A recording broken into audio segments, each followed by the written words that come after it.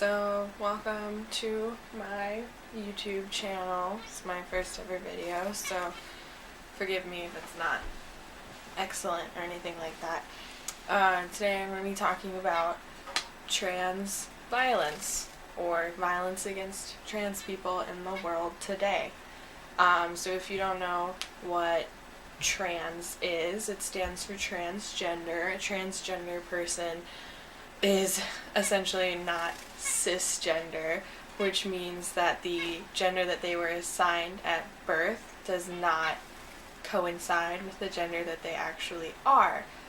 AKA, if a doctor states that you are a boy when you are born, but later on in life you realize that nope, you're a girl, then you're a trans woman.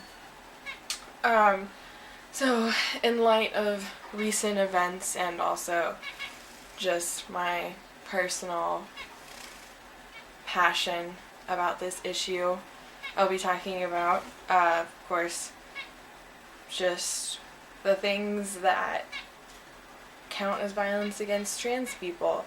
And so, let's get started. So, number one is transphobia. And I know a lot of people don't believe in transphobia, but let me assure you that it's a very real thing and it's very prominent in the world today. We can just look at the misrepresentation of trans people in the media.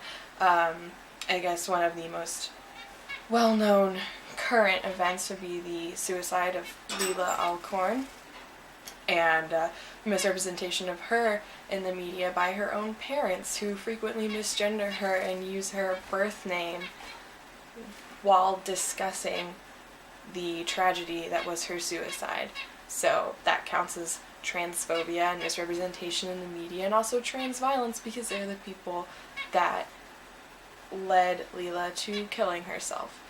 There was a movie that came out. It was a kids movie. It's called The Box Trolls. It came out a little while ago. I personally never saw it, but I was planning to until I saw some really sad reviews of it, and I was really disappointed because it was a kids movie and I figured that it would be very innocent and there wouldn't be many problematic things in it. But as it turns out, it's very transphobic, but more specifically trans-misogynistic, and unfortunately this is very common in today's media, in today's movies and TV shows and books, and it typically manifests as this trope, this idea, comedic sketch that is a man dressed up as a woman is hilarious. And generally, the general population finds this man very attractive, and they think that he is a woman, and then they find out, oh my gosh, that was a man in a woman's clothing like that entire time. And then they sort of have this disgusted reaction to the fact that they thought that this man was gorgeous and made a beautiful woman in a dress and things like that. And the trans women are forced to endure this. Like, a trans woman walked into a movie theater and thought she was going to be seeing a very innocent kids movie, and then walked out feeling like crap because here she is being made fun of two very impressionable children, and this is what perpetuates this violence against trans people. And it's really sad that it's so prominent in society. And I know there are going to be people arguing with me about this, but trust me, it's there. Now, there are also other things, like a lot of organizations are very against trans people. For instance, the Salvation Army, which everyone assumes is a super friendly organization dedicated to helping people that need housing, but they actually refuse trans people unless they agree to be housed with the gender that Salvation Army assigns them. Jennifer Gale was a trans woman in 2008 in Texas who was homeless or just didn't have housing for that night. The details are kind of jumbled in my head right now. And she went to the Salvation Army, and she asked for help, and they refused her unless she agreed to room with the males in the Salvation Army. This included taking showers with them and sleeping with them when she was in fact a woman. Now this made her really uncomfortable, and so she said no.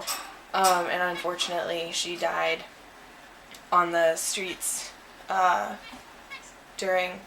it was either that night or very soon after, because the Salvation Army wouldn't let her stay in their quarters. She froze to death in a sudden cold that Texas had never experienced before, hadn't experienced in a while.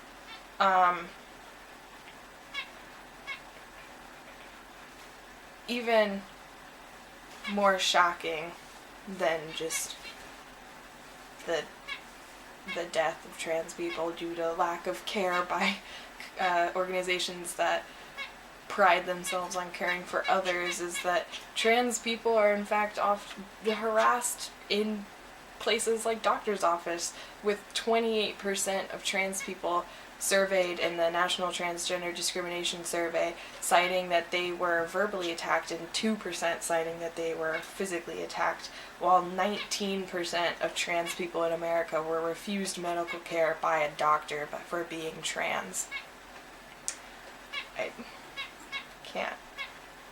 There's not even much to say about that.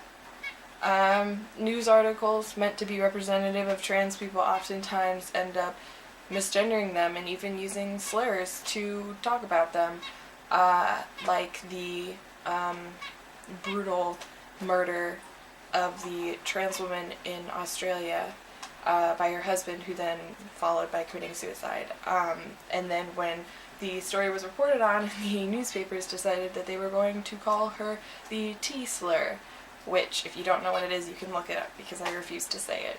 It's not something I'm comfortable doing. There's also things called the Trans Panic Law, which I believe is in 49 states today, and it is essentially where a person can say that their murder of another person was justified because they were trans, just on the premise that they were trans. So I could say that I felt personally threatened by another human being's existence just for who they are, so that I murdered them, and the courts could say that, yeah, that's believable, that's okay, that we have enough reason, and that's not okay, none whatsoever.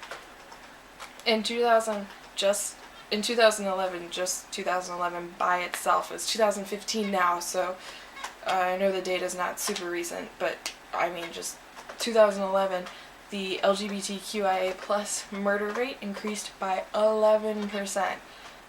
Trans people were 28% more likely to experience physical assault. And this number is unfortunately exceeded into the 70% percentile if you are a trans woman of color. So, please be safe. Just existing. In the past 12 months, starting on November 19th, 2014, there had been 226 reported killings of trans people. Now, it has been 2 months since I gathered this research, so I think you can guess that the number has potentially increased drastically, because since January 2008, there have been 1,612 reported killings of trans people, and these are only the reported killings. They're not taking into account things like suicides, like Leelah Alcorn, who killed herself but was essentially murdered by her own parents because of their neglect and because of their abuse. Now, all of these numbers are a lot to take in and a lot to think about, but I urge you to spend a lot of time contemplating this because it is so prominent, because it's such a big issue, and because it's ignored in society today. Trans people are considered pretty much obsolete in the world, especially because, you know, there's one trans person on TV, and it's Laverne Cox, and she's great, and I'm so glad that she is up there and a trans woman of color has made it and she's fighting. But the trans issues aren't over, and people seem to think that they are, and I'm here to tell you that they're not, and to go educate yourself further and to take this up and to think about it, because trans people are dying at such a fast rate, and the list keeps piling on and on and on. And we need to be doing every single thing we possibly can to stop the deaths of trans people. Thank you for watching, if you haven't been forced to. And I'll see you in my next video. Bye.